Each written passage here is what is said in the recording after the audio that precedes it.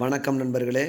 நம்ம இந்த காணொலியில் என்ன பார்க்க போகிறோம் அப்படின்னா, 7ஆம் வகுப்பில் இருக்க முக்கியமான மேற்கோள்கள் பார்க்க போகிறோம். புதிய நண்பர்களாக இருந்தீங்கன்னா நம்ம சேனலை சப்ஸ்கிரைப் பண்ணிக்கோங்க, லைக் பண்ணிக்கோங்க, டெலகிராமில் ஜாயின் பண்ணிக்கோங்க. இதுக்கான பிடிஎஃப் எல்லாமே அதில் இருக்குது. ஓகே நண்பர்களே. எடுத்தல் படுத்தல் நலிதல் உழைப்பில் திரிவவும் தத்தமிழ் சிறிது உளவாகும் என்று குறிப்பிடும் நூல் நன்னூல். மசையொழிய வாழ்வாரே வாழ்வர் என்று குறிப்பிடுவர் வள்ளுவர். சுதந்திரம் எனது பிறப்புரிமை, அதை அடைந்தே தீர்வேன் என்று குறிப்பிட்டவர் பாலகங்காதர திலகர்.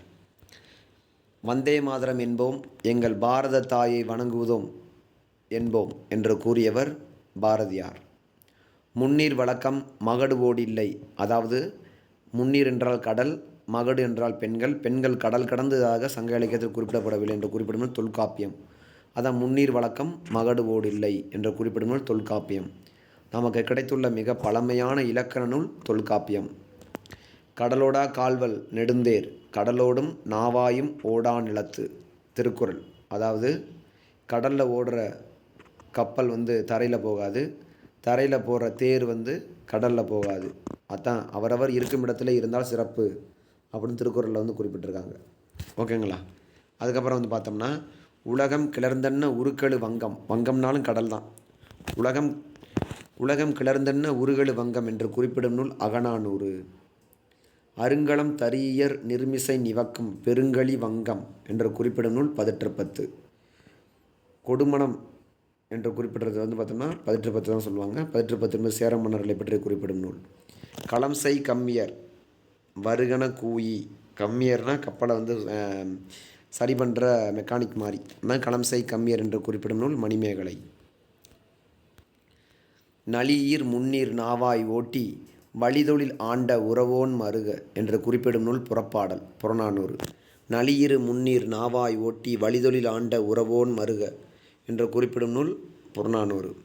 களம் தந்த பொற்பரிசம் களந்தொணியால் கரைசேர் குந்து.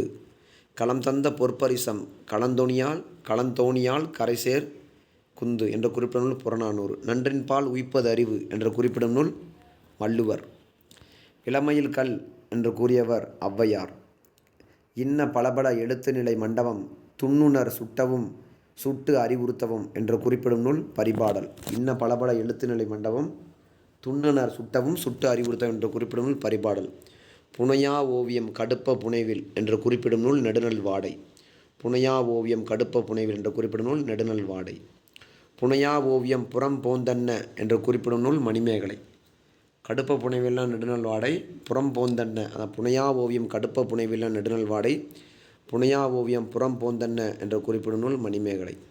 திக்கெல்லாம் புகழும் திருநெல்வேலி அப்படின்னு குறிப்பிட்டவர் யார் என்றால் திருஞான சம்பந்தர்.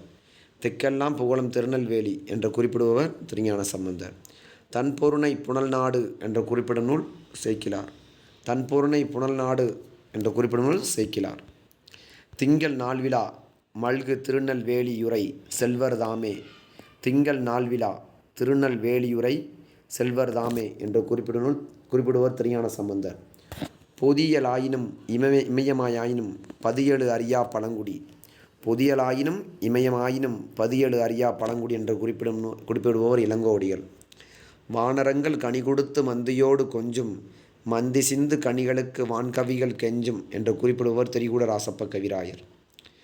கொற்கையில் பெருந்துரை முத்து என்ற குறிப்பிடும் நூல் அகநானூறு. கொற்கையில் பெருந்துரை முத்து என்ற குறிப்பிடும் நூல் அகநானூறு.